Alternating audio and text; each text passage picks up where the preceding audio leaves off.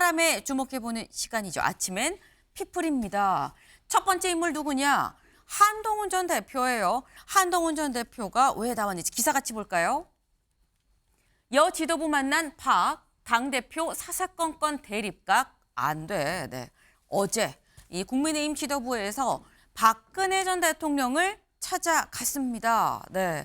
지금 바로 보이는 이 모습인 거죠. 여기 박근혜 전 대통령, 그리고 옆에 유영아 의원이 있고 맞은편에 권영세 비대위원장과 권성동 원내대표와 함께 여 지도부가 모두 함께 가서 만났다라는 겁니다. 가서 박근혜 전 대통령한테 무슨 얘기를 들었느냐. 직접 들어보실까요?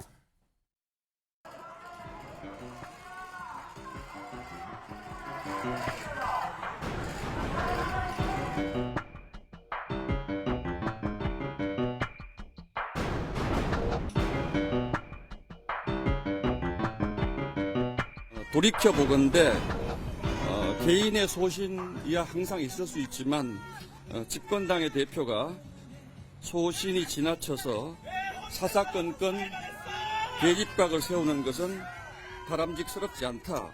개인 행동이 지나치면 상황을 더 어렵게 할 수 있다. 이런 말씀도 주셨습니다. 집권 여당의 의원들이 소신을 내세워서 개인 행동을 너무 지나치게 하는 것은 위기 극복에 도움이 되지 않는다. 이런 말씀도 하셨습니다. 네, 지금 신동국 대변인이 만나고 난 다음에 그러는 다음에 이런 얘기 하셨다라고 얘기를 하죠. 뭐라고 얘기를 했느냐. 지금 집권당 대표가 사사건건 대립각을 세우는 건 바람직하지 않다라고 얘기를 했다라는 거예요. 김종혁 최고위원님. 사실 뭐 여당 지도부가 이명박 전 대통령, 뭐 박근혜 전 대통령, 자당 소속 전 대통령들 만나는 거 있을 수 있는 일인데 박근혜 전 대통령이 한 말이 좀 의미심장합니다. 어떻게 보세요? 저는 약간 좀 민망하고 부끄럽다라는 생각이 들어요. 네. 우리 당 지도부한테. 그 유훈 정치도 아닌데, 그러니까 지금 뭐 우리 지지자들을 모으기 위해서 이명박 대통령, 박근혜 전 대통령 두 분을 찾아다니는 거 아니에요. 그러시려면요, 당 회의실이나 당사에 그 이명박 대통령, 박근혜 대통령 사진부터 거셔야죠. 사진 다 떼냈거든요.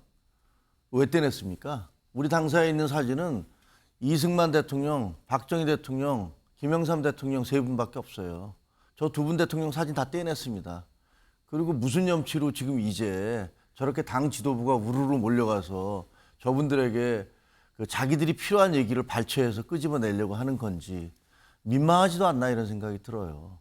만약에 그런 생각이 있으시다면 정말로 저 두 분 대통령에게 지혜와 경륜을 얻고자 한다면 그러면 사진부터 거시기 바랍니다. 그런 생각이 들고요. 박근혜 전 대통령에 대해서는 뭐 본인이 직접 얘기하신 게 아니고 대변인이 나와서 얘기하셨기 때문에 네. 뭐 그게 얼마나 정확한 뉘앙스로 얘기했는지는 잘 모르겠습니다. 아마도 미리 이제 저런 얘기들을 사전에 뭐 조율하고 갔는지 어떤지는 잘 모르겠습니다만 대의를 위해서 마음을 하나로 모으자 이렇게 네. 얘기를 하셨어요. 박근혜 전 대통령께서. 맞습니다. 근데 대의가 뭐죠? 어떤 대의입니까? 대의는 비상계엄 위법 위헌한 비상계엄도 용인하는 게 대의인가요? 저는 그렇게 생각하지 않거든요. 다른 건 몰라도 그것을 받아들인다는 것은 자유민주주의의 체제에 대한 거부기 때문에 그걸 받아들일 수는 없습니다. 탄핵 심판은 헌법재판소에서 내리는 거예요. 그리고 본인이 거기에 대한 책임지지를 않겠다라고 얘기를 하셨고 그다음에 본인에 대한 재판이나 탄핵 심판 모든 것을 당당하게 받겠다고 대통령께서 말씀하셨잖아요. 그러니까 거기서 지금 심판을 받고 있는 거기 때문에 저는 뭐 대통령이 그 박 전 대통령께서 얘기하신 대의라는 것을 무엇을 기준으로 얘기하시는지는 잘 모르겠다라는 생각이 들었어요. 네. 지금 박근혜 전 대통령을 만나러 간 이 국민의힘 지도부가 좀 비판을 받을 법하다. 아유, 죄송합니다. 지도부가 좀 이 비판을 받을 법하다라는 말씀을 하셨어요. 그러면서 결국 이 지지층 결집을 위해서 간 건데 원하는 얘기를 박 전 대통령을 통해서 좀 들으려 했었던 거 아니겠느냐라는 말씀을 하셨는데 사실 여쭤보고 싶었던 거는 그럼 여기서 말하는 사사건건 대립각 세우는 집권당 대표는 누굴 말하는 거냐라는 거거든요. 서영주 대변인님. 네, 뭐 쉽죠 문제가. 한동훈 전 대표 아니겠습니까? 그러니까 박근혜 전 대통령 시절에도 본인이 대통령을 하면서 김무성 아마 그 대표랑 이 대립을 엄청나게 했던 경험이 있을 거예요. 아마 그 기억을 되살려서 하는 것 같은데 저는 국민의힘 지도부가 참 이제 막바지에 이르렀구나.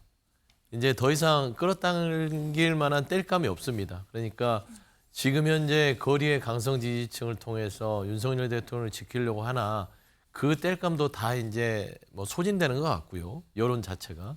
그러니까 결국에는 지난 대통령들을 찾아가서 뭔가 힘을 얻겠다는 것인데 과연 국민들은 이 시각을 어떻게 볼까요? 근데 저는 어제 만남 속에 박근혜 전 대통령의 이 워딩 중에 자주 썼던 국민이라는 단어가 없더라고요. 국민의 눈높이, 국민의 시각에서 보십시오가 아니라 그냥 뭐 민생 잘 챙기시고 하나 돼서 당이 똘똘 뭉쳐라 이런 얘기인데 지금 뭘로 뭉치죠? 지금 국민의힘 뭉치고 있는 거는 지금 내란 혐의를 받고 있는 대통령을 보호하고 그가 풀려나서 다시 복귀하는 거를 저는 지지한다고 봅니다. 근데 박근혜 전 대통령이 그런 거를 대의라고 했을까요? 윤석열 대통령을 다시 복귀시켜서 뭔가 강력한 힘을 가지고 어떤 비상대권을 할 수 있게끔 그런 힘을 모으라고 했을까요? 저는 거기에서 지금 말하는 모든 뉘앙스들이 국민이 배제되고 있다. 여기에 덧붙여서 박근혜 전 대통령, 참 아이러니하게도요. 지금 탄핵을 당한 대통령에게 가서 탄핵을 당할 대통령을 배출한 당이 지혜를 구하고 있습니다. 어떤 지혜가 나올까요? 탄핵에 대한 지혜밖에 더 나올 게 없지 않았을까? 저는 그렇게 생각하고 한동훈 전 대표에 대한 비판, 전직 대통령까지 끌어들여서 하는 거 그게 과연 국민 눈높이에 맞는지 한번 생각해 볼 문제라고 생각합니다. 네. 국민 눈높이에 맞는지 좀 생각을 해봐야 된다라는 의견을 또 말씀을 하셨어요. 근데 말씀하시면서 아마도 박근혜 전 대통령 입장에선 본인이 대통령 때 당시 당대표였던 김무성 당시 대표를 좀 생각을 했었던 게 아니겠느냐. 그때를 좀 같이 염두에 둔 것 같다라는 말씀을 하셨는데 박근혜 당시 대통령 때 당대표가 김무성 대표였었는데 그때도 사이가 썩 좋지 않다라는 얘기가 있었죠. 잠깐 관련 목소리 들어보고 오겠습니다. 헌법의 최종 수호자인 대통령이 헌법을 훼손하며 국정을 운영했습니다. 국민이 위임한 대통령직이라는 공적 권력이 최순실 일가가 국정을 농단하고 부당한 사익을 추구하는 데 사용되었습니다. 국민을 위해서는 모든 것을 내려놓고 무너진 국격과 국민의 자긍심을 살리기 위해 국민의 목소리를 따라야 합니다. 네, 사실 김무성 대표가 김무성 대표 그 대표직에 있으면서 박근혜 전 대통령에 대해서 직접적으로 공개적으로 뭐라고 얘기를 한 적은 없었죠. 그래서 오히려 그 당시에 이 친박계 그리고 김무성 대표 간의 어떤 갈등, 서청원 당시 이 최고위원과의 갈등으로 표면화됐었는데 대표직에서 내려온 뒤에 이 얘기를 한 게 지금 보신 것처럼 이 박근혜 대통령에 대해서 당적을 이젠 내려놔야 되는 거 아니냐라는 얘기를 했었다라는 점을 이제 와서 지금 보면 좀 보여요. 네. 근데 지금 김무성 당시 대표를 염두에 두고 당대표가 사사건건 그러면 안 되지라는 얘기를 한동훈 대표 얘기를 겸사겸사 한 거 아니겠느냐라는 말씀인 건데 김종혁 최고위원님. 그러면 그때의 김무성 대표와 지금의 한동훈 전 대표와 같다고 볼 수 있는 겁니까? 글쎄요. 상황을. 그게 뭐 상황이 워낙 다르기 때문에 네, 그걸 어떻게 다르다, 완전 비교한다는 다르다. 거는 뭐 좀 이상해 보이긴 하지만 네. 박근혜 전 대통령이 굉장히 억울하신 부분이 많을 거예요. 보니까 그때 당시에 과잉이라든가 이런 게 네. 많더라고요. 뭐 예를 들어서 청와대 뭐 비아그라가 있는 예 뭐니 다 엉터리였잖아요. 그 해외 순방 갈 때 경호원들이 고산병 뭐 이런 거 막기 위해서 한 거였는데 그런 거라든가 뭐 구판을 벌였다라더니 뭐 세월호 몇 시간 동안 뭐 무슨 수술을 했다는 이런 식의 거짓말들이 너무 많았기 때문에 굉장히 억울하신 부분이 많을 거예요. 그러나 최순실이라는 존재가 있었다는 건 부인할 수 없는 사실이에요. 근데 그것은 어떻게 보면 최순실이라는 개인이 대통령 공개되지 않은 사람이 대통령 뒤에서 뭐 예를 들면 인사권이라든가 혹은 뭐 사람들한테 기업들로부터 돈을 받는다든가 700억 K 미르재단 뭐 이런 것들을 통해서 한 그런 개인적인 범죄를 저지른 거잖아요. 근데 윤석열 대통령의 비상계엄은 이거하고는 좀 궤가 다르죠. 이건 개인적인 뭐 문제점이 아니라 전 국민을 상대로 군인을 동원한 것이 있기 때문에, 그리고 모든 국민들이 그걸 현장에서 봤잖아요. 최순실은 숨겨진 인물이었었고 비상계엄은 텔레비전으로 생중계된 눈으로 본 거였습니다. 그러니까 이 두 개가 같다라고 얘기할 수는 없는 것 같고요.